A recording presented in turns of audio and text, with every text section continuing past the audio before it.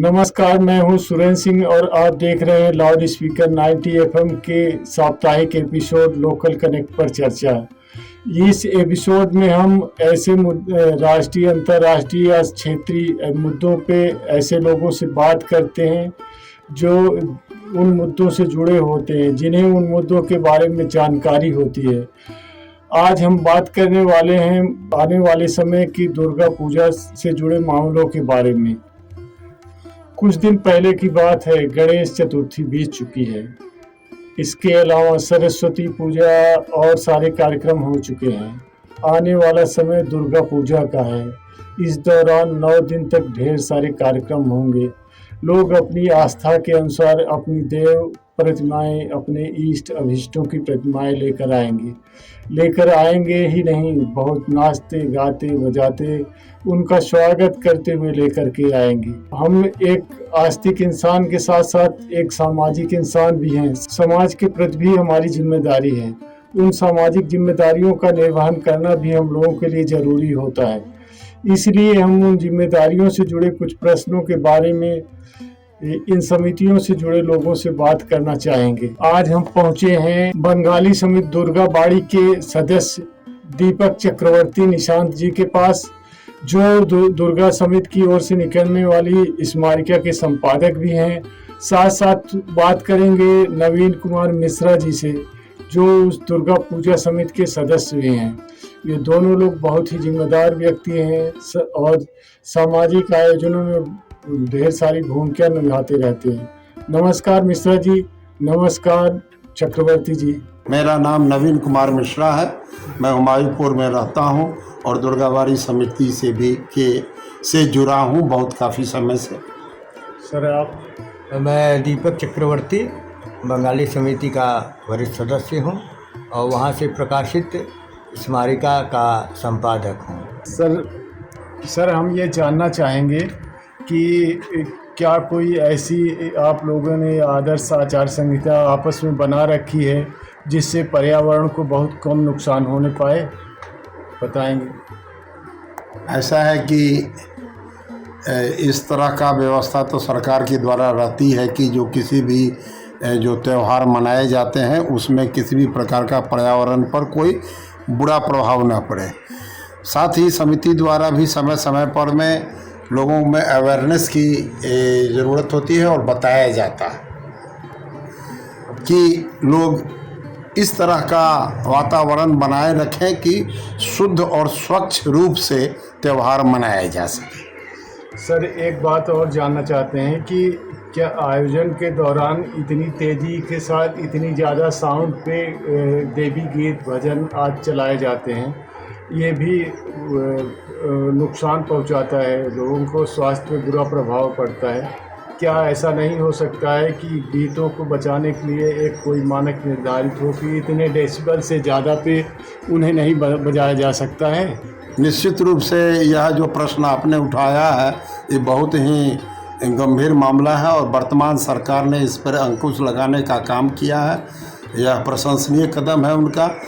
और देवी का भजन गाना, देवी स्थल पर में साउंड बजाना, एक पूजा का माहौल होना चाहिए। इतने ज़ोरों से साउंड का आवाज़ होना चाहिए कि अगल बगल वाले भी उस साउंड को सुन के भाव विभोर हो जाए, ना कि यह उनके मन में भावना है ये गलत तरह से बज रहा है। और एक स्वास्थ्य के लिए तो हेयरिंग प्रॉब्लम भी हो जाता है लोगों को, और वो उद्देश्य जो है हमारा देवी पूजन का वो नहीं रह जा करके एक दिखावा हो जाता है जो उचित नहीं है।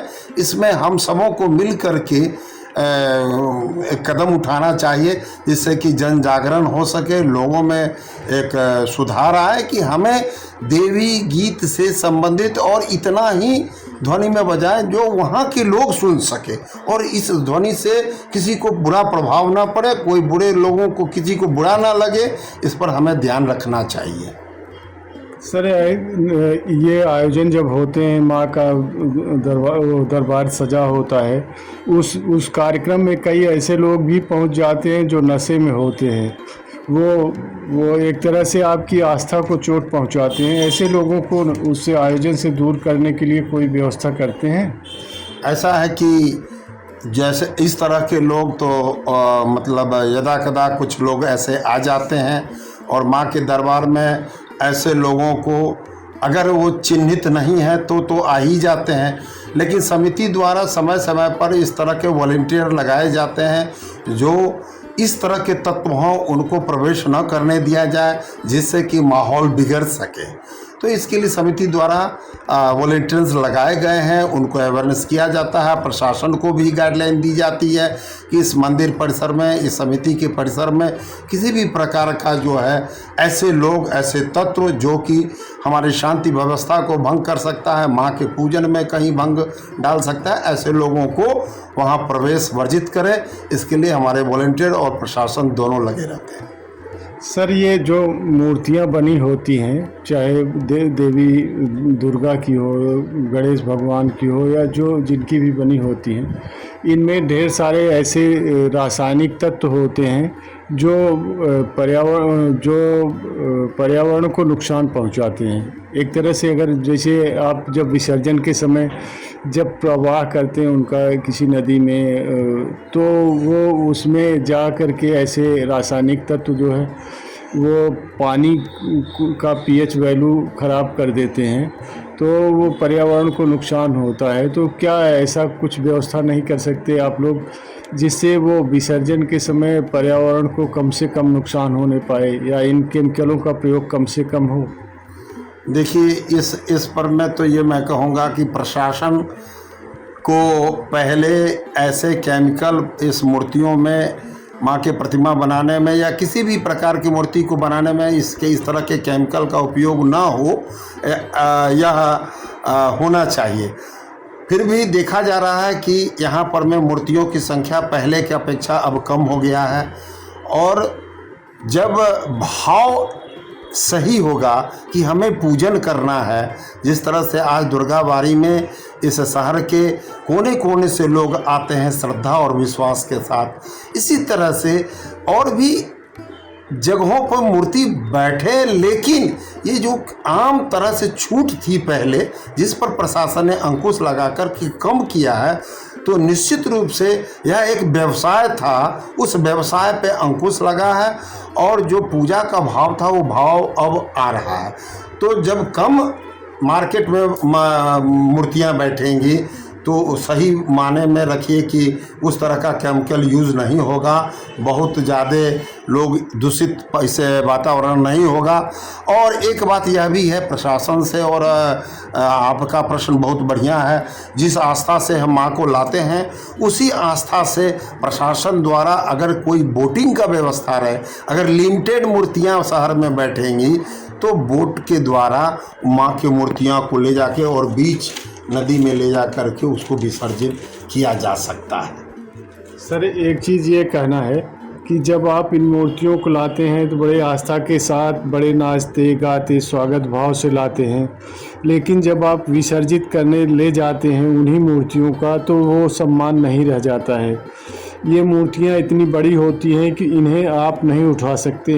इन्हें विसर्जित करने के लिए बड़ी बड़ी मशीनें, जिन्हें क्रेन कहते हैं, उन्हें लगाना पड़ता है, और ये मूर्तियों को जल में प्रवाहित करते समय ऐसे इस तरह से उठाती हैं, उससे मूर्तियों की भव्यता बिगड़ती है और आपकी आस्था भी प्रभावित होती है। आप उन मूर्तियों को के प्रति वो माँ वाला भाव नहीं रह जाएगा जिस तरह से विसर्जित होती है। तो क्या ऐसा नहीं हो सकता है कि मूर्तियों का आकार कुछ छोटा करें, भले उनका फ्रेम बड़ा रहे, जिससे वो फिर प्रभावित न हो, आपकी आस्था को ठेस न लगे और मूर्तियों के प्रति उस तरह का कुछ नहीं आए भाव? निश्चित रूप से यह भी प्रश्न आपका बहुत अच्छा है, और आज जो है कंपटीशन की भावना हो गई है, और जगह जगहों पे मूर्तियां जो है वो यह भावना हो गया कि यहाँ का मूर्ति इतना बड़ा है तो उसके एवज में दूसरे जगहों पर में बहुत बड़ी बड़ी मूर्तियाँ। मूर्ति का जहाँ तक आकार की बातें हैं, जितनी माँ की मूर्ति प्रतिमा छोटी होती है उतनी सुंदर होती है, उतनी शास्त्रों में भी कहा गया बहुत बड़ी बड़ी मूर्तियाँ नहीं होनी चाहिए।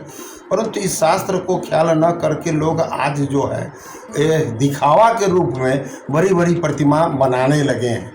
तो इस पर मैं तो जहाँ तक हमारी समिति की बात है या दुर्गाबाड़ी समिति की बात है, उसमें तो लोग वहाँ पर में जो एक माँ की प्रतिमा का आकार होता है वो एक स्टैंडर्ड है, उसी पर में बनता है। लेकिन अन्य जगहों के लिए प्रशासन को जिस तरह से बहुत सारे जगहों पर मूर्तियाँ बैठती थी और उस पर में अंकुश लगाने का काम किया, चाहे वो रजिस्ट्रेशन के माध्यम से ऑलरेडी कई प्रकार से उन्होंने अंकुश लगाया है, ठीक उसी तरह से मूर्ति के आकार को भी इस पर में जो है वो एक मानक बना दें कि इससे बड़ी मूर्ति नहीं होनी चाहिए, तो शायद एक साइज पर में मूर्ति बनना शुरू होगा। और जहाँ तक आपने बात कहा है कि जो भी व्यक्ति जो आस्था के साथ माँ की मूर्ति को ले आते हैं और स्थापना करते हैं, उसी आस्था से उनका विसर्जन करने का काम करते हैं। तब रहे बात की जो उतनी भाव से जब बड़ी बड़ी मूर्तियां रहेंगी तो उसको उठा पाना मुश्किल है, जो आज प्रशासन द्वारा वो लिफ्ट के द्वारा से या जेसीबी के द्वारा से मैंने यही कहा आपको पहले कि माँ की मूर्ति को अगर छोटे साइज में रहेगा तो लोग कंधे पे ले जाते हैं और कंधे पे ले जा कर के वहाँ पर भसाने का काम करेंगे और उसे नाव प्रशासन द्वारा नाव का व्यवस्था करें और उसे बीच में ले जा कर के अगर भसाने का काम करेगा तो निश्चित रूप से वही भाव है। और समिति हमेशा भाव जिस भाव से ले आता है उसी भाव से उन्हें विसर्जित करने का काम करते हैं। तो बाकी लोगों पर में तो हम कुछ नहीं बोल सकते हैं, उन्हें भी इसका दुर्गाबाड़ी का ही अनुकरण करना चाहिए, यह मैं लोगों से अपील करूँगा आपके चैनल के माध्यम से। अच्छा सर, एक चीज़ ये कहना चाहते हैं कि आपकी एक तरह से आपका सामाजिक संगठन है और समाज के प्रति भी आपकी जिम्मेदारी है, तो क्या ऐसा नहीं हो सकता है कि आप खुद से स्वतः संज्ञान लेकर के अपने माने अंतर्मन को सुनते हुए मूर्तियों खरीदारी करते समय इस बात का ख्याल रखेंगे कि जो हम ऐसी मूर्तियां खरीदेंगे माँ की जो विसर्जित होने पर वो पर्यावरण को कोई क्षति न पहुंचाएं?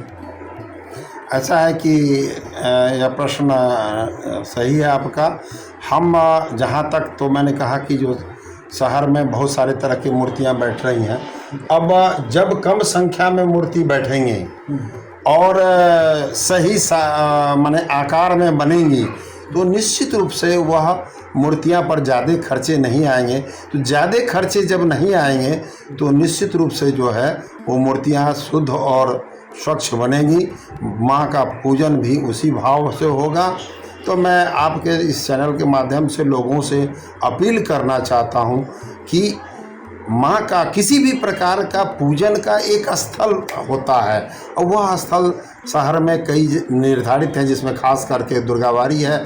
वहाँ पर में अधिक से अधिक संख्या में लोग उपस्थित होते हैं और उसी भाव से उपस्थित होते हैं, तो हमें उसको देखना है, वहीं पर बचाना है, ना कि कंपटीशन के भाव से गली गली में छोटे बड़े मूर्तियां बना करके और कैसे भी केमिकल से तैयार मूर्तियां हैं उसको हम ले आते हैं, खरीदते हैं, डीजे बजाते हुए ले जाकर उनको किसी तरह से विसर्जित करने का काम करता है, जो अनुचित है। उस पर रोक प्रशासन को भी लगाना चाहिए। जिस तरह से अन्य चीज़ों में शक्ति बढ़ती गई है, इस सब चीज़ों पर भी शक्ति बढ़तेंगे तो निश्चित रूप से सुधार होगा और हमारा पर्यावरण भी शुद्ध होगा।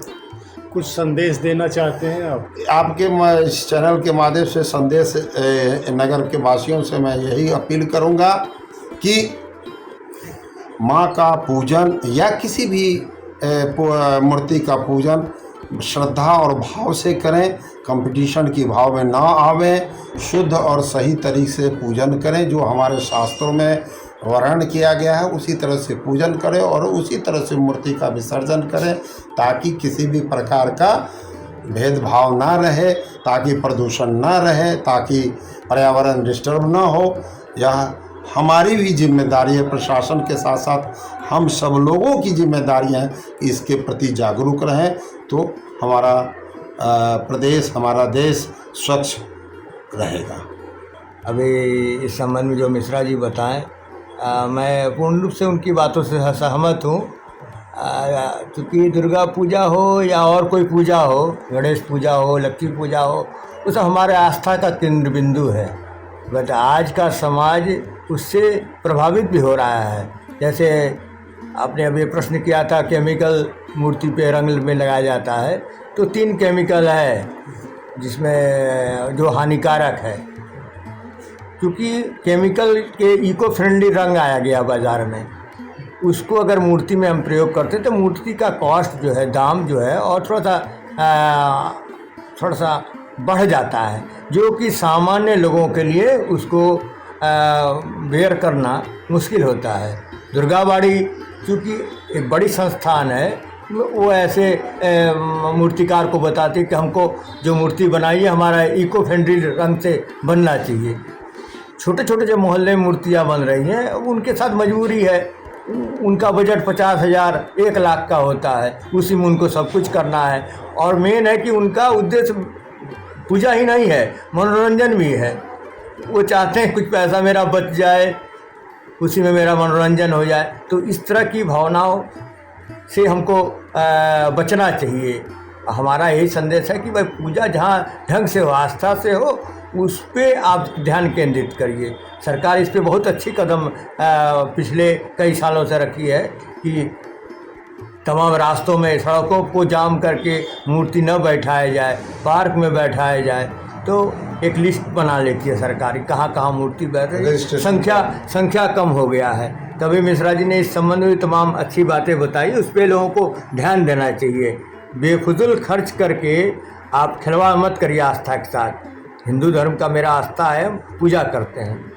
गोरखपुर में मैं जहाँ तक जानता हूँ कि 5 जगह ऐसे हैं जहाँ की बाहर से पंडित आके विधि विधान से पूजा होता है। दुर्गाबाड़ी हो गया, आपका दीवान बाजार हो गया, रेलवे स्कूल हो गया, रेलवे कॉलोनी हो गया, लोको फील्ड हो गया। यहाँ जो पूजा जो है बहुत ढंग से पूजा होता है। और जगह की भाई चूँकि आस्था है, हम भी हिंदू हैं, किसी के आस्था के साथ खिलवाड़ नहीं, बट जो पूजा करते हैं उन आयोजकों से मैं निवेदन करना चाहता हूँ कि आप ढंग से पूजा करिए, आस्था के साथ खिलवाड़ मत करिए। ये मनोरंजन का साधन नहीं है पूजा। पूजा हमारी सब हिंदू धर्म के लिए आस्था है, श्रद्धा है। तो आप श्रद्धा के साथ माँ को लाइए और उसी श्रद्धा के साथ विसर्जित करिए। धन्यवाद। इस चैनल के सभी लोगों को मेरा हार्दिक नमस्कार। सर, आप दोनों सर को बहुत बहुत धन्यवाद। आप लोगों ने अपना कीमती समय लाउड स्पीकर 90 FM को दिया, और आगे भी हम ढेर सारे सामाजिक मुद्दों पे आपकी राय लेने के लिए बार बार आते रहें। नमस्कार, मैं हूँ सुरेंद्र। धन्यवाद।